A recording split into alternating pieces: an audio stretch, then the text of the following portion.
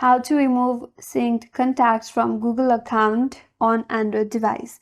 Hi everyone, this is Kate and welcome back to another video, and on today's video we will learn how we can remove synced contacts from Google account on your Android device. So without further delay, let's get started with this video. So for that you have to open up the Google contact in your device. So once you're on the contact, navigate to the bottom right corner and there is an option as organized. Tap on it. Onto this section, scroll down a bit and head towards the settings. So once you're on the settings, again at the end, here is an option as undo changes. Tap on it. Now select the account that you would like or from where you would like to remove the synced contacts on.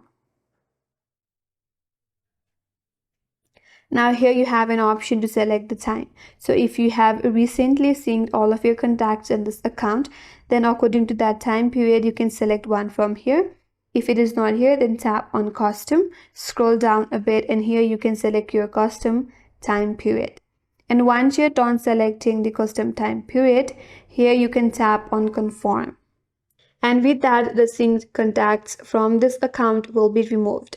And that's all for today's video. Hope this video was helpful, and if you're new to our channel, consider subscribing. Thanks for watching and stay tuned for more videos.